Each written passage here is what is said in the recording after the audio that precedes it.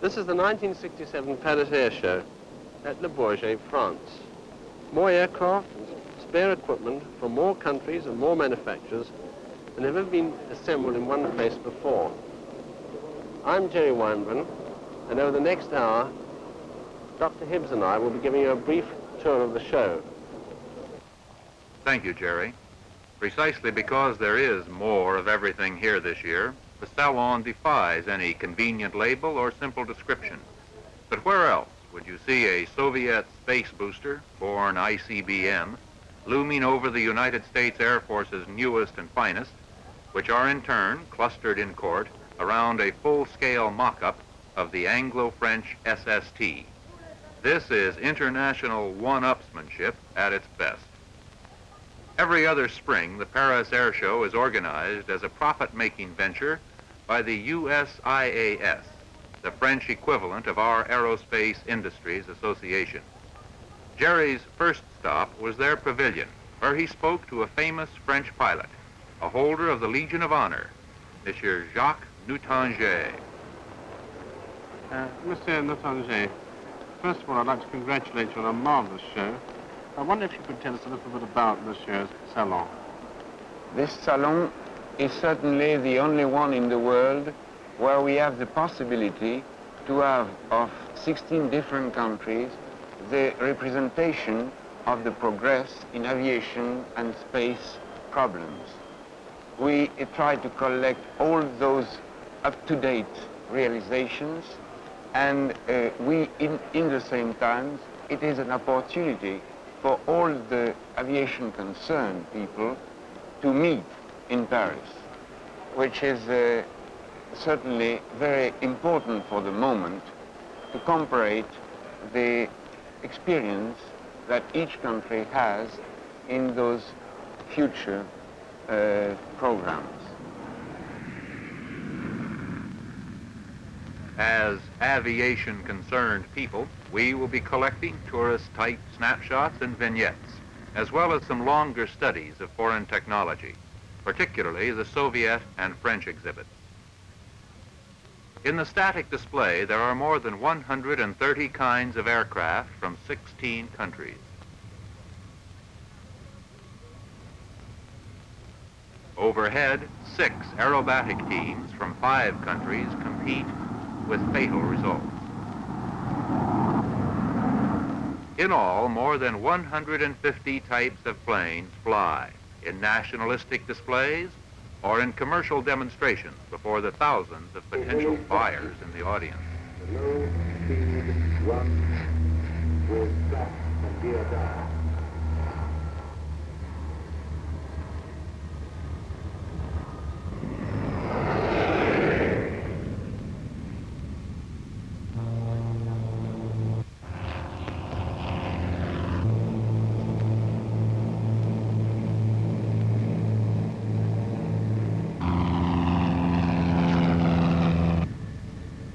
Rusty bird watchers, the covey of light aircraft are too much to catalog. But among the business jets, we can sort out the Panjet Falcon, the Piaggio Douglas 808, touted for all uses from executive jet to navigation trainer to counterinsurgency attack, and unmistakably the unique forward sweep of the German HFV Hansa.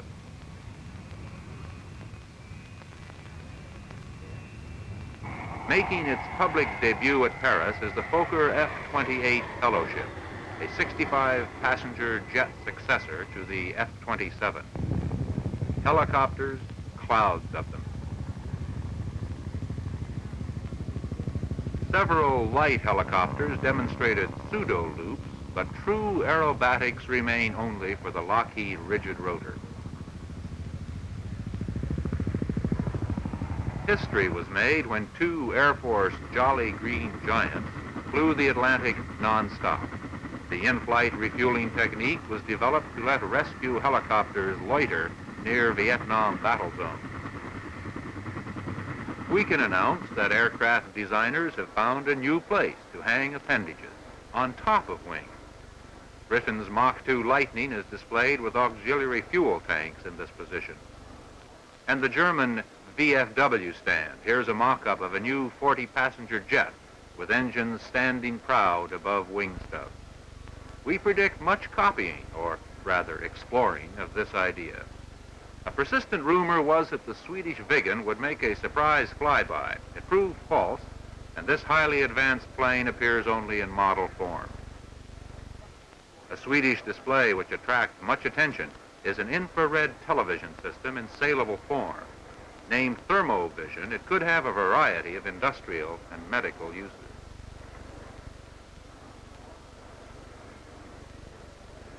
At Le Grand Salon, instruments of destruction come in neat files and orderly displays.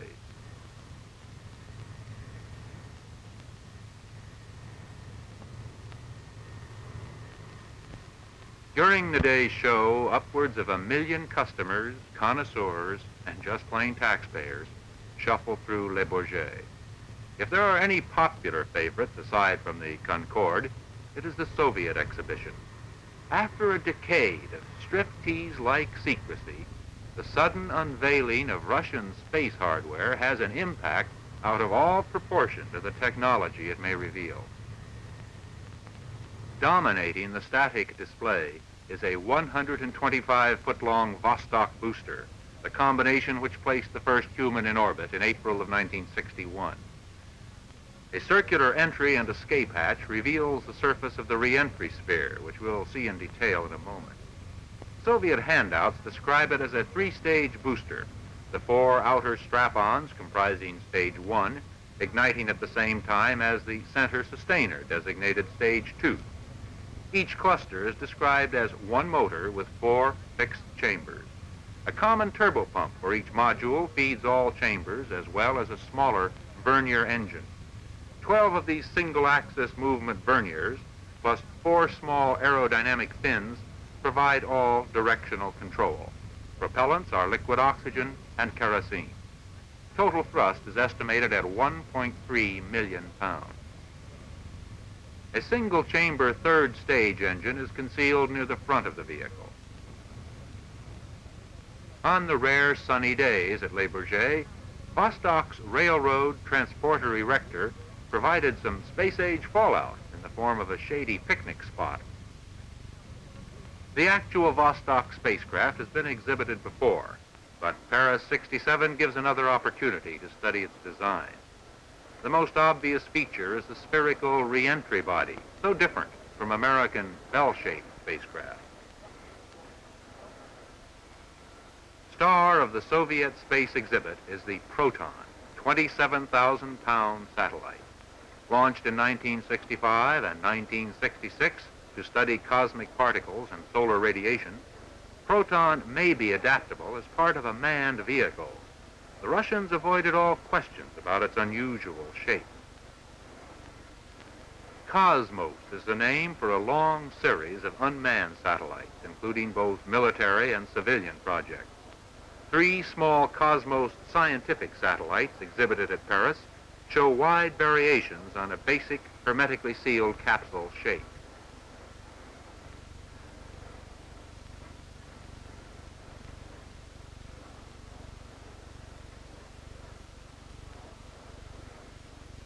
Carrying the designation Cosmos 144, the first Russian weather satellite.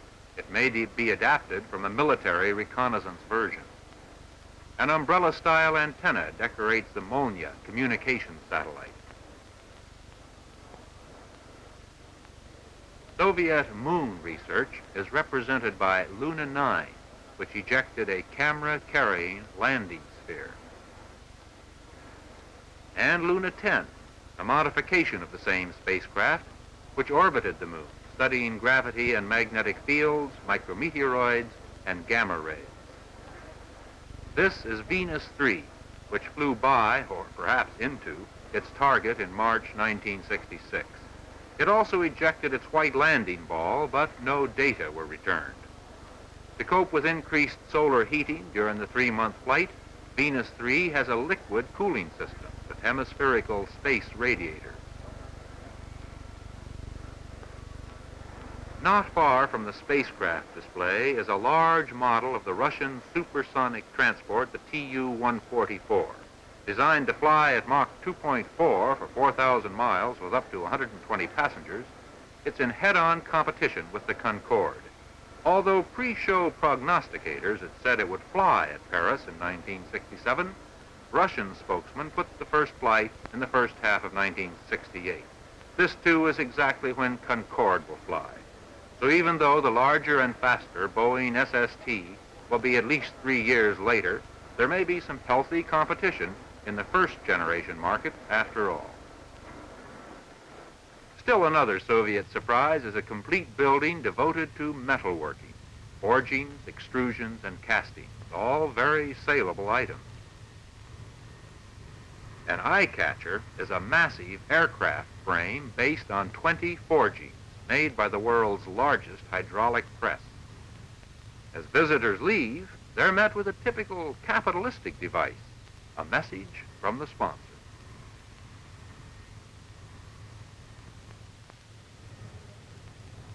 Flanking the Vostok booster are two Mi-6 heavy helicopters. A passenger version with sizable fixed wings is fitted out as an 80 to 100 seat bus. Top speed is listed as 300 kilometers per hour. Reportedly, it's being offered at $2.2 million per copy for the London-Paris route. Also offered for sale is the Mi-10K flying crane helicopter. It features a rear-facing greenhouse for the hoist operator. Based on the Mi-6 engine and rotor system, it's still the world's largest helicopter. Another Mi-6 is fitted out for the job of aerial firefighting. Each blade of the 115-foot diameter rotor is so large it looks like a light aircraft wing. On the smaller scale, the Soviets are pushing for the sale of the Ka-26 coaxial helicopter. Primarily demonstrated as a crop sprayer, it was also shown with a small passenger pod that looked like a pickup truck camper. Now, let's see some flying.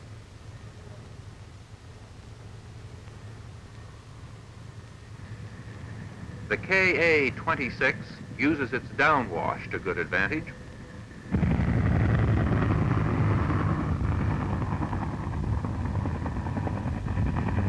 This is the Ka-25K, a new light flying crane shown at Paris for the first time. It also features a chin turret that was developed from an anti-submarine helicopter.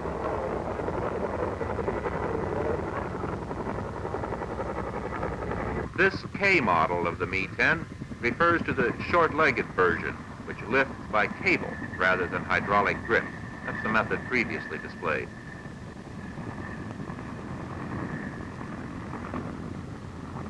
Its sister, Mi-6, the flying fire truck.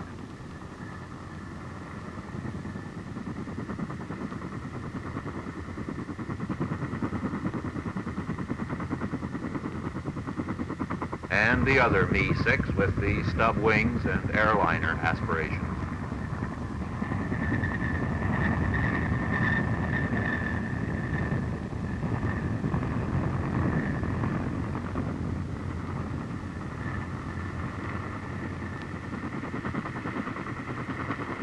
All of the Soviet exhibits at Paris are carefully dressed in non-military colors, but aircraft such as the AN-22, currently the world's largest, still carry glass noses that would make dandy bombardier stations. The AN-22 was the surprise plane shown at Paris in 1965 with devastating propaganda results. So far, 6 of them have been built. The goal is to build 30 a year. There were plans to convert it into a double-decker Airbus for 720 passengers, but nobody needed it. Its designer, Oleg Antonov, now talks of a mixed version that would carry 350 passengers plus 30 tons of freight. Aeroflot may buy that one. The Russians showed for the first time a small 3-jet transport, the Yak-40.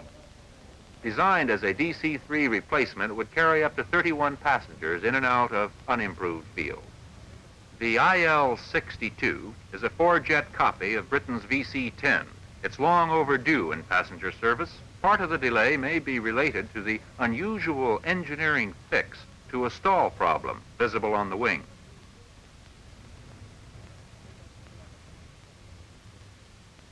This is the TU-114 transport. Not on display at Paris, we included its portrait for general interest. It uses the wings, landing gear, and tail assembly of the Bear bomber.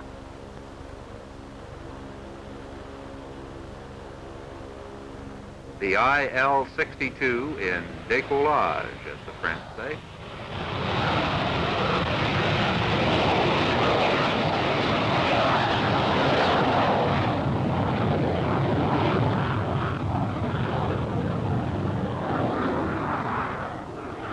And the Yak-40.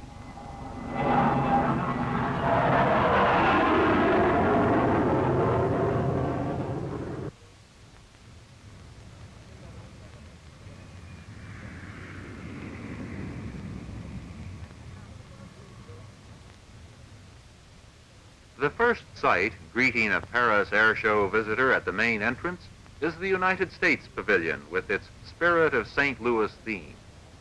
Because the subject of this program is foreign technology, we're not able to report on the excellent and comprehensive exhibits in the pavilion, which were coordinated by the Department of Commerce.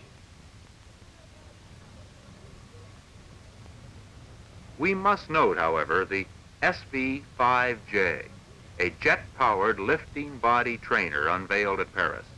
It's the most advanced item of aerospace hardware to be found at the Salon. In the static park, the F-111 attracts great attention, particularly among the British, who have 50 on order. The Mini Guppy, newest in the family, came to Paris looking for customers only a few days after its first flight. The Lockheed C-141 appears in two uniforms, as an Air Force transport and as a Starlifter civilian cargo plane carrying up to 45 tons. Paris also marks one of the first public appearances for the North American OV-10A counterinsurgency aircraft. At the request of the Department of Transportation, the 250-passenger DC-861 made an appearance as the largest commercial jet now in service.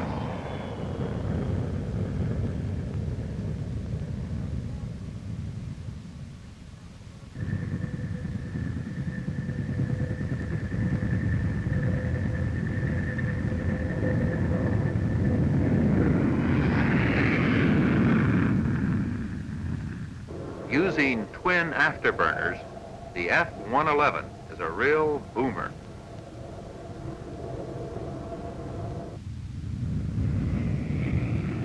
The low-speed configuration,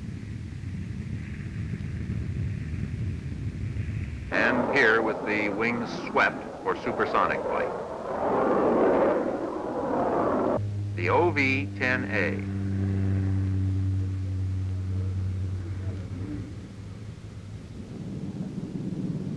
A unique feature of the U.S. Pavilion is the commercial exhibition organized by the Bureau of International Commerce of the Department of Commerce.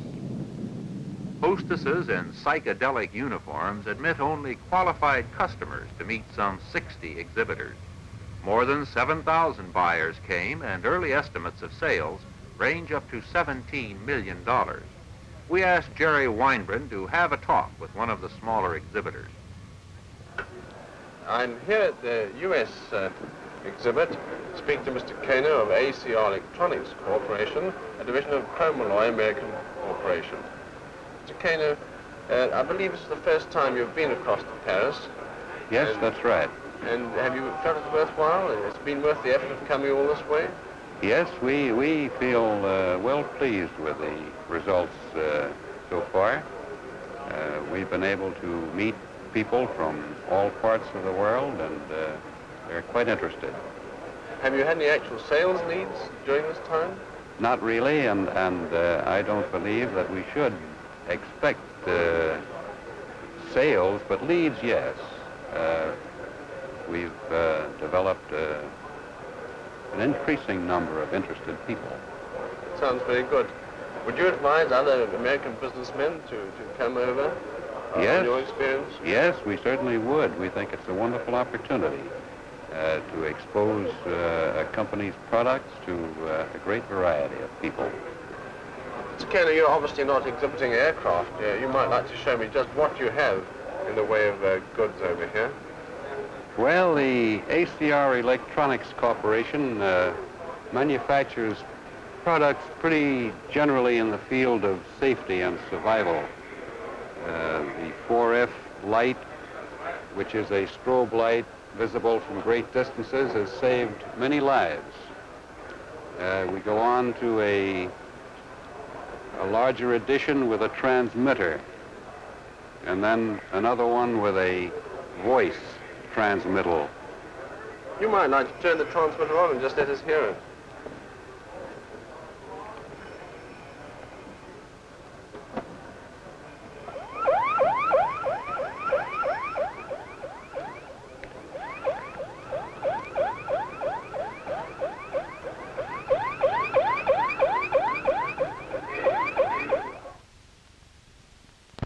British presence at the show is solid and heavily oriented to Concord and other international cooperation efforts.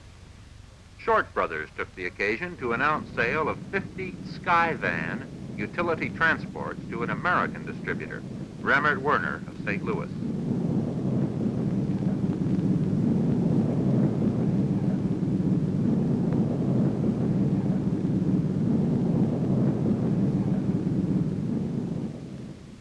An interesting new plane demonstrated for the first time is the Beagle Pup, billed as a sports car of the air. 22 miles per gallon, 500-mile range, 2+2 seating, and all for under $10,000. It may just be the sports car of the air. Inside, on the Hawker Siddeley stand, is a model of a space ferry mounted on a reusable air-breathing booster. Nearby, a display of carbon filament-reinforced plastics, combining lightweight, good stiffness, and resistance to high temperatures. Such composite materials have many aerospace uses. As we will hear later, one application is in ultra-light lifting engines for VTOL aircraft.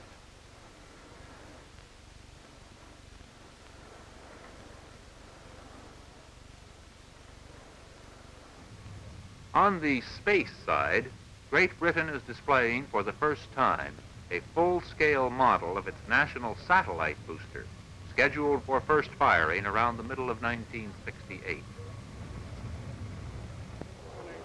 This is Black Arrow, the center feature of the present British aerospace program.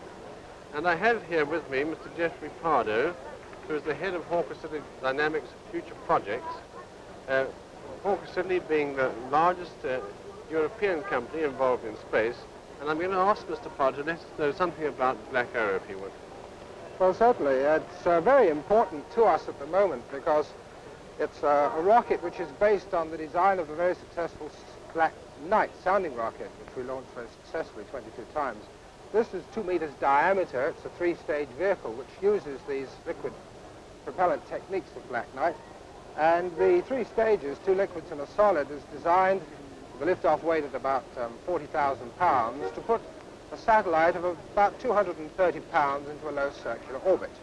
In fact, the reason for this British National Space Program is the satellite, a series of utilization satellites to enable us to carry out technological experiments, not scientific experiments, which are related to the whole range of spacecraft activity.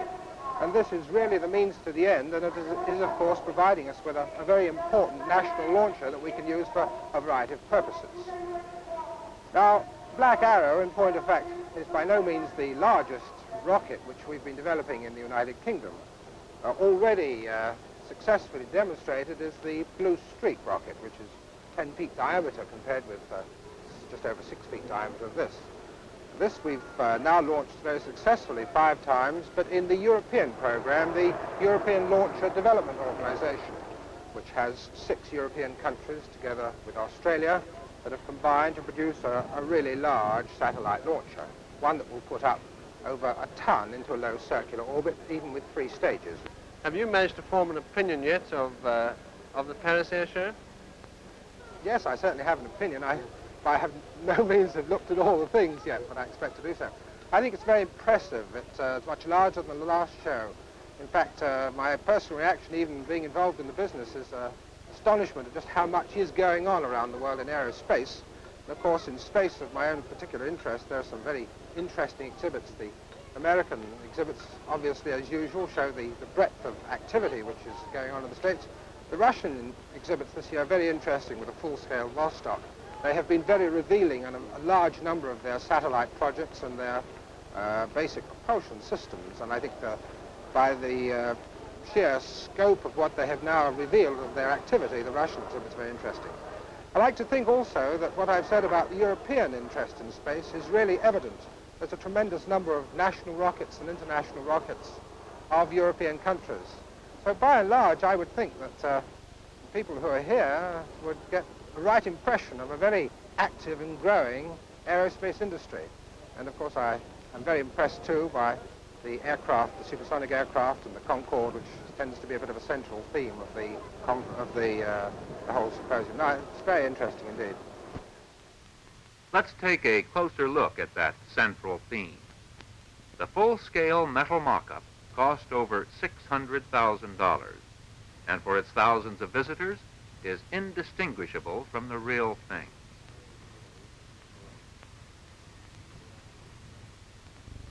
A 10-inch wide strake is to be added ahead of the wing to improve low-speed control. Here we can see the wide-apart engine nacelles and the high undercarriage. The wing ripples in a complex compromise between low and high-speed designs. There still may be changes made in the wingtip area. 4 engines with 35,000 pounds of thrust each power Concorde. It will cruise at Mach 2.2 for 4,000 miles with up to 136 passengers.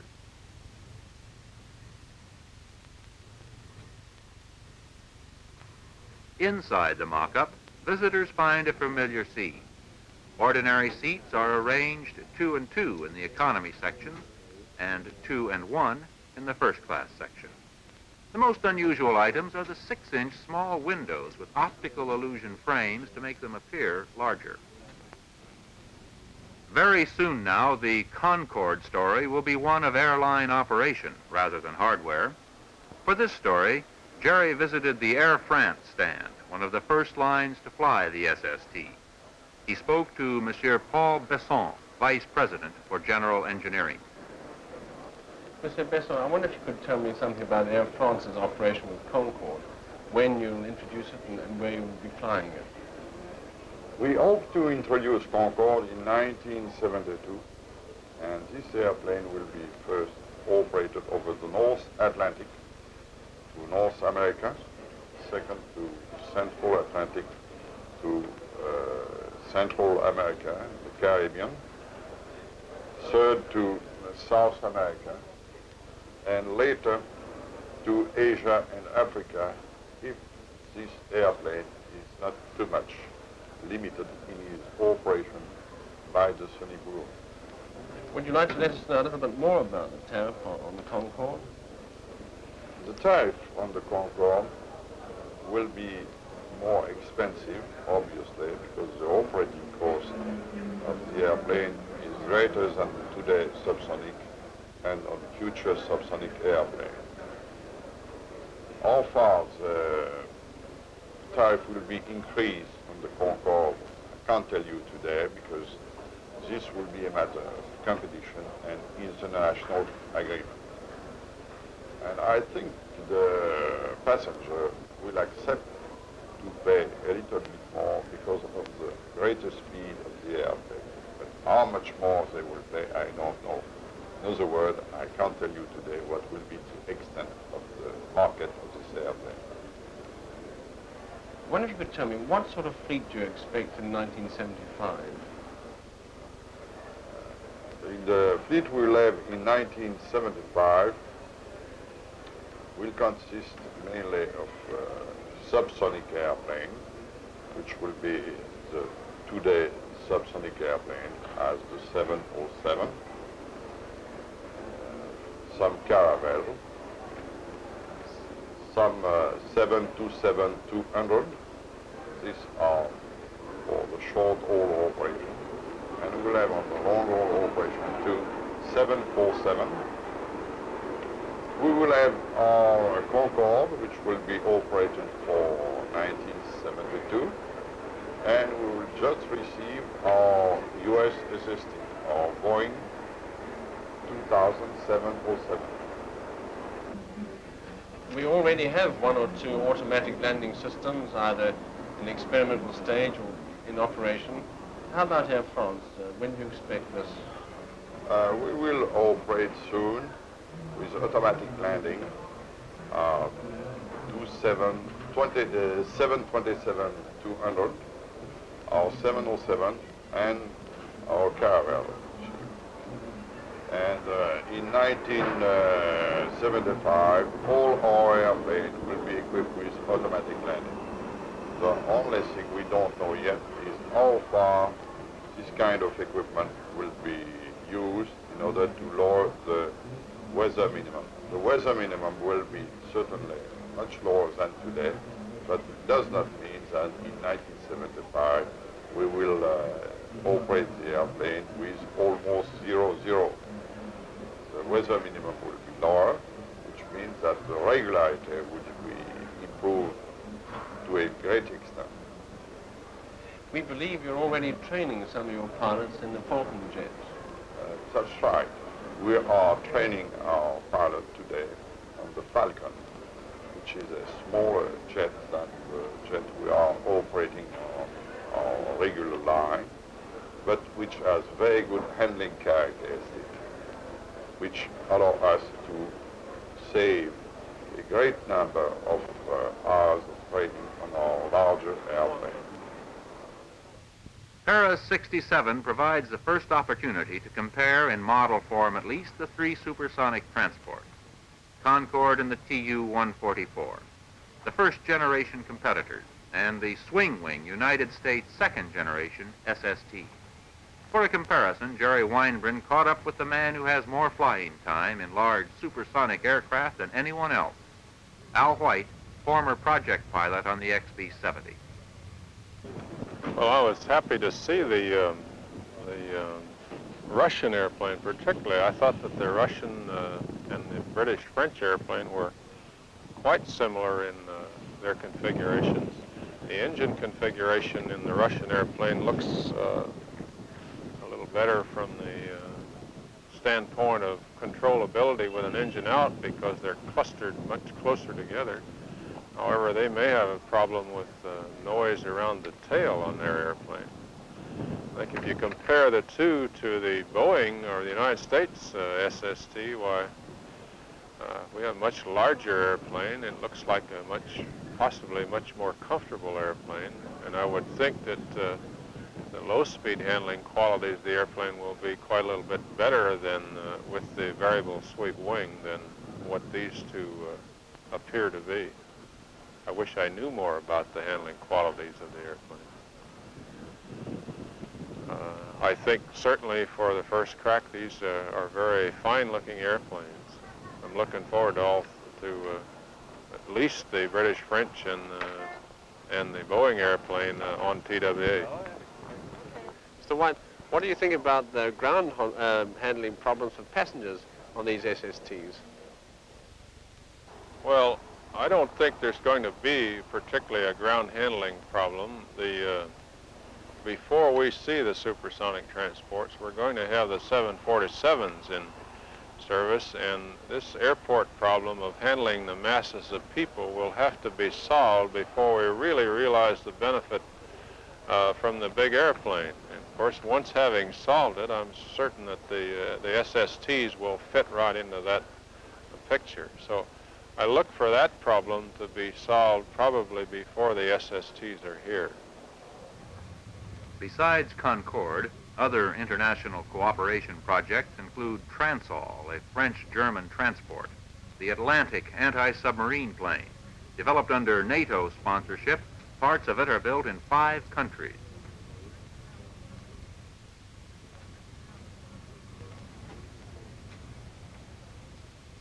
Showing for the first time is a full mock-up of Jaguar, a British-French project. It's intended to be used for tactical support, supersonic training, and carrier support. In all, there will be 5 versions of the basic aircraft.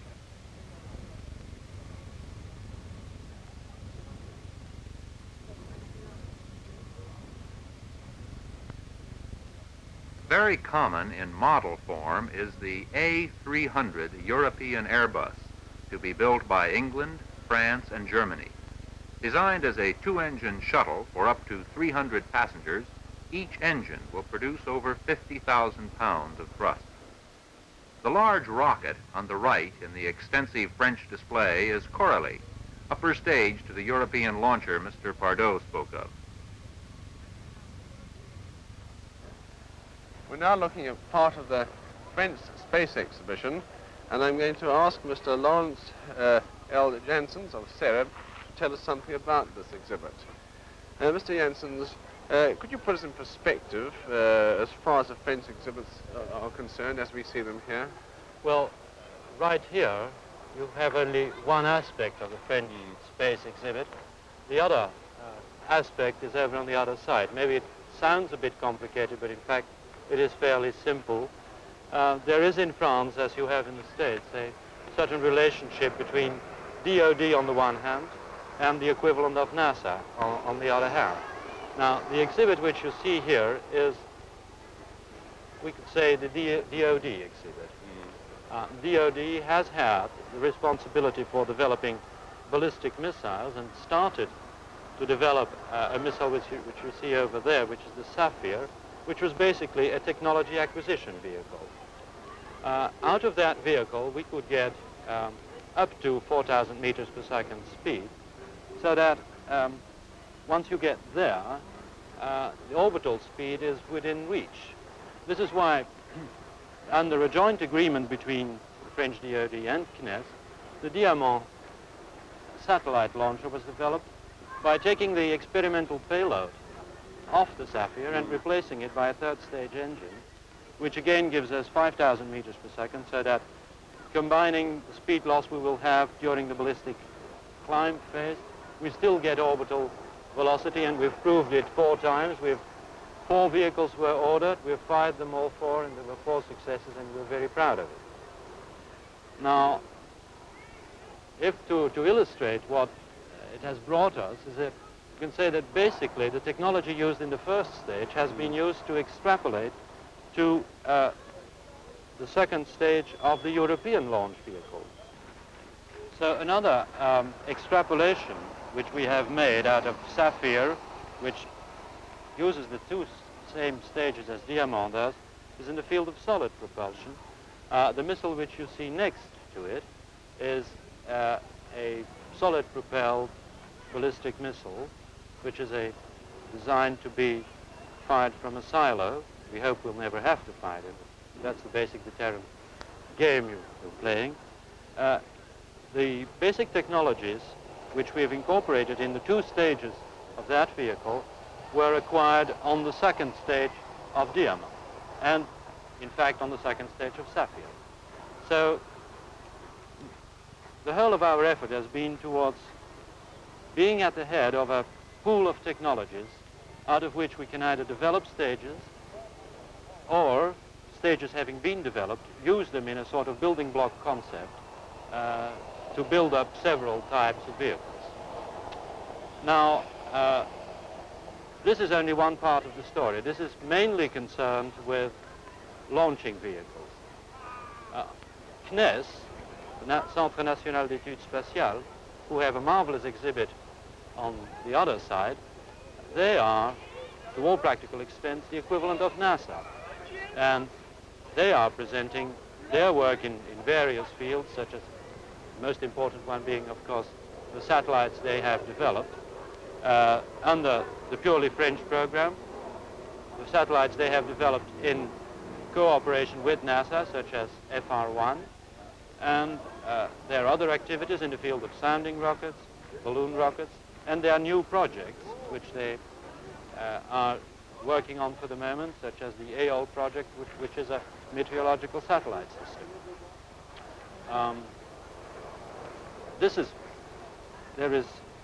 Although, as I said earlier on, it may sound complicated, in fact, the two are complementary. When would you expect your military weapons to be operational? The dates which have been officially put forward and which, being associated with the program, I feel confident in, are end 1968 for the ground-to-ground, the silo-based one, which is similar to a Minuteman, and end 69, early 1970 for the submarine-launched one, which is a Polaris-type vehicle. This model of the French missile submarine is in the military building. Nuclear-powered, carrying 16 intermediate-range missiles with 500 kiloton warheads, these subs are direct Polaris copies and should be equally useful to France. This is the underground silo arrangement. Work is already underway on the silos in the south of France. A 10-ton slice of solid propellant, 10 feet in diameter, gives an indication of French capabilities in this area. French re-entry vehicles on display have a familiar and very effective look about them.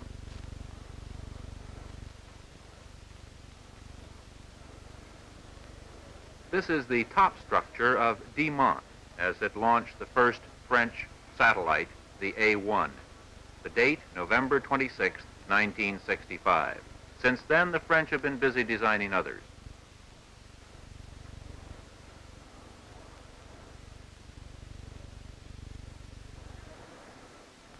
There are a number of laser demonstrations, including a good holographic display, which proved hard to photograph. Applications named include interferometry and radar terrain recognition and guidance, a 2-gas laser, and a rapid-firing solid pulse laser.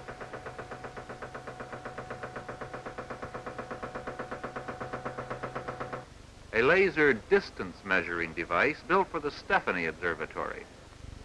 A laser gyro for motion detection and north seeking. A mid-ocean helicopter platform caught our eye. For some uses, it looks more practical than the Texas towers.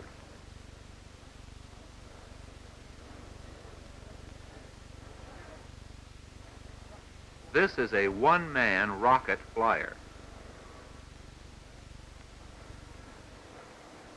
In the static display is the whole family of Mirage Mach 2 jets, including the 3B trainer, the Mirage 3C all-weather interceptor, the R for reconnaissance, and a new E version with radar navigation for blind low-level attack. Mirage 4 is a much larger twin-engine bomber, armed with a nuclear weapon countersunk into its belly. Like the others we've seen, Mirage 4 has a delta wing.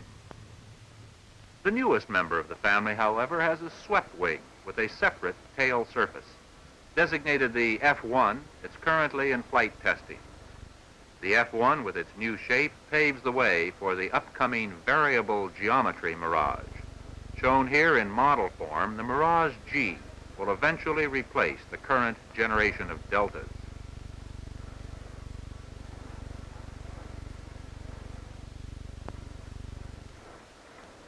In air cushion vehicles, the Berton company is testing its hover train. It will be an 80-passenger unit floating along on a 6-foot-high concrete track at speeds up to 185 miles per hour. The same company has built a fire truck designed to float over any kind of airport terrain to reach crash fires.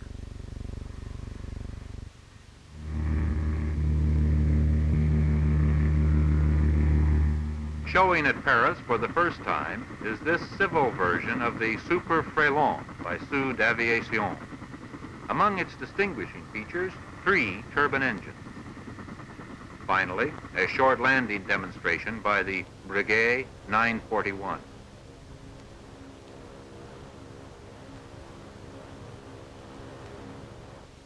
Come now to one of the most important aspects of European aviation, vertical takeoff, and in particular, engines.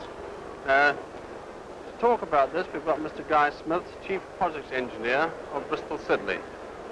Well, Mr. Smith, to start off with, I might ask you, what's the present state of the art on vertical takeoff? Well, we have here a model of the Hawker Siddeley Harrier aircraft, which is powered by the Bristol Siddeley Pegasus vector thrust engine. It's nearly 10 years since this engine first ran, and the aircraft is now in full-scale production for the Royal Air Force, and it entered service in 1968. This is a single-engine aircraft and will be the first aircraft to enter service in the world, the first military aircraft with vertical takeoff capability. And the Royal Air Force intend to use this aircraft for strike and reconnaissance as a tactical support machine. Now, I'm sure you're all aware that there are other ways of achieving vertical takeoff. We have, at Bristol Siddeley, have pioneered and supported the single-engine concept for the single-seat aircraft. But there are other ways of achieving this. Rolls-Royce, with whom we are now merged, do it by a combination of vertical lift engines and separate propulsion engines, and they have a number of aircraft flying, although none at the present moment in quantity production. These engines have seen a continuous evolution over the last 10 years. We have improved the thrust-weight ratio, the fuel consumption, and the thrust of the Pegasus. At the same time, Rolls-Royce have been improving the thrust-weight ratio of their vertical lift engines.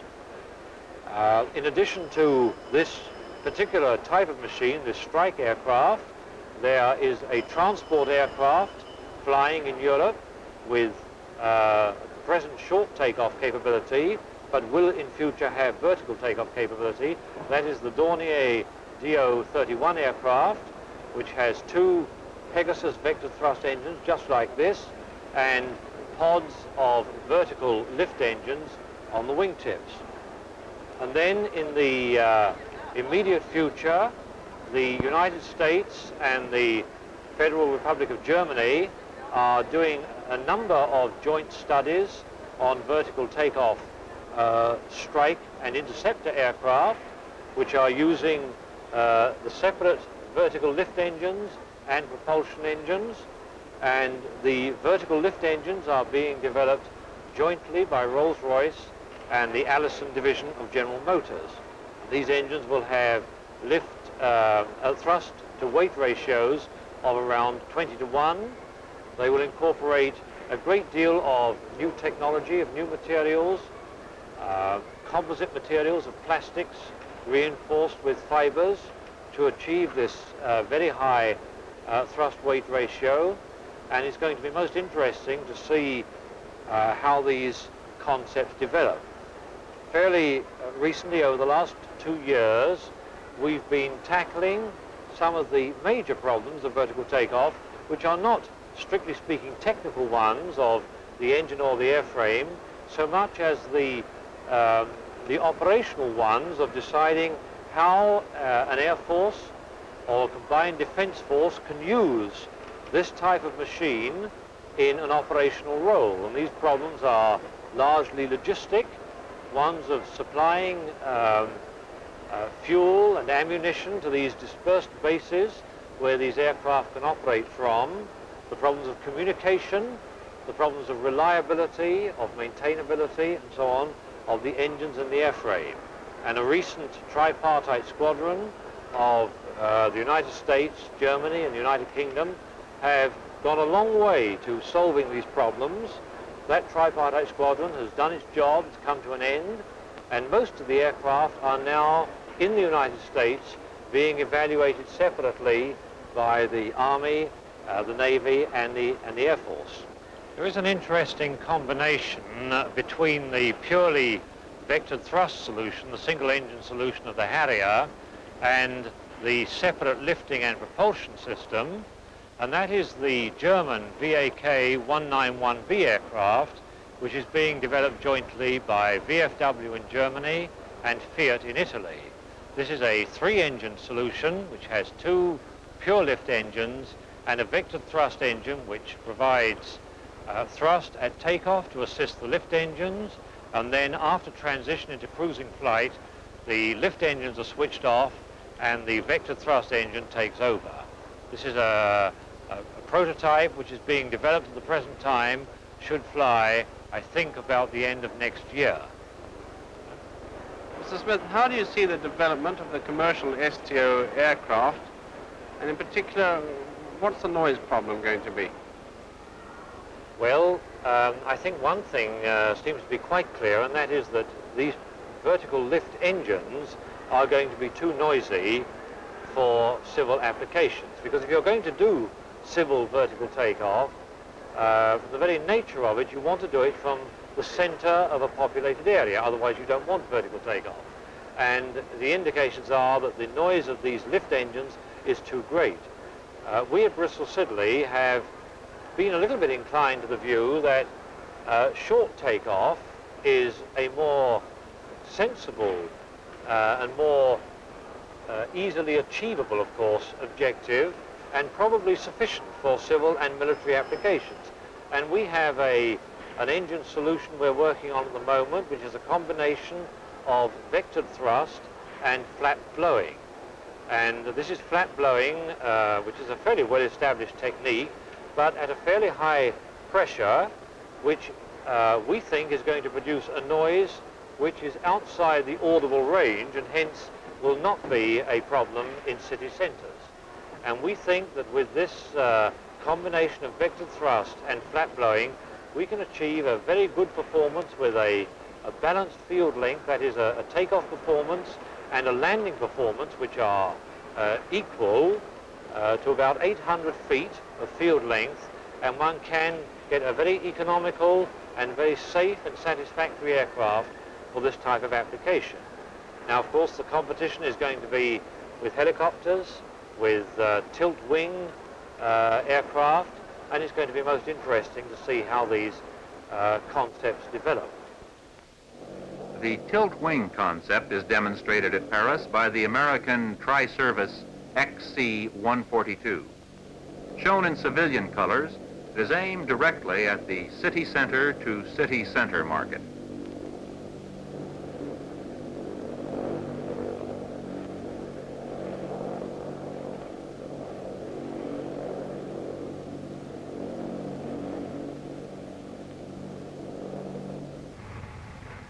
Westland Helicopters of England is exhibiting a tilting rotor concept. According to them, this approach offers the advantages of low disc loading, plus better cost effectiveness than other VTOL methods. The small experimental craft would prove the principle for this 80-passenger, 400-mile-per-hour transport.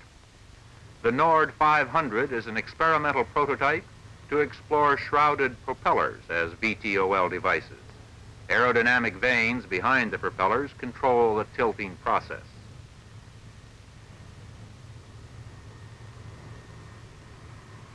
For years, the vectored thrust P-1127 has been an airshow favorite.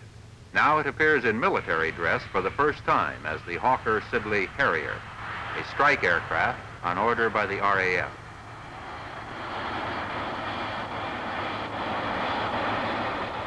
Its performance is as amazing as ever, despite a load of 108 rockets plus a reconnaissance pod. It can immediately convert from hovering to wing-borne flight for supersonic attack.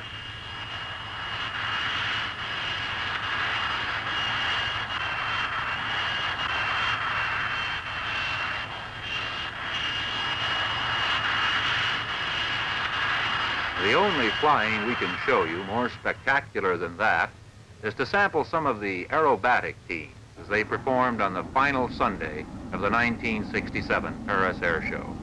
This is the Italian Air Force team, the most daring of all.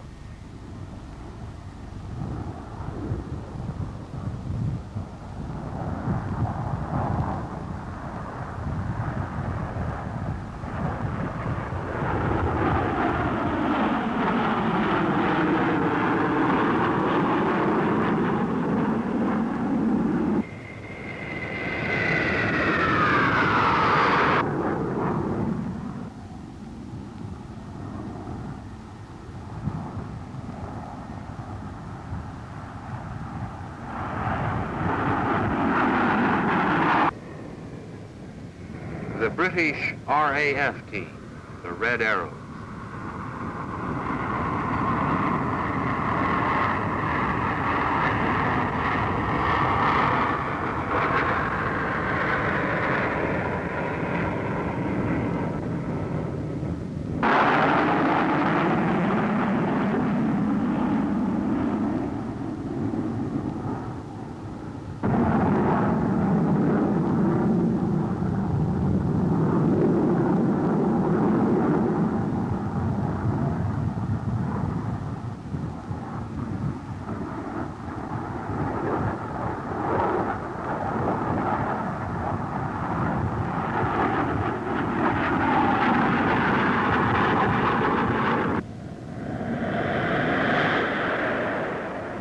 Finally, the Patrouille de France, the home team.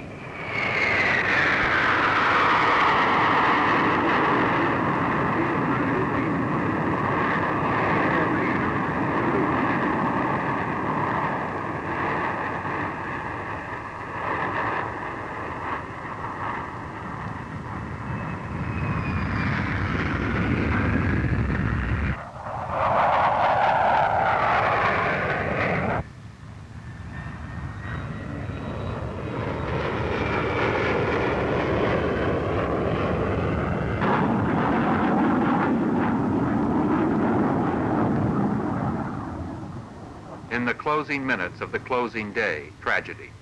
A French plane pancaked into the runway not far from the reviewing stand. There have been accidents at each of the past 4 Paris air shows. Miraculously, no one on the ground was injured.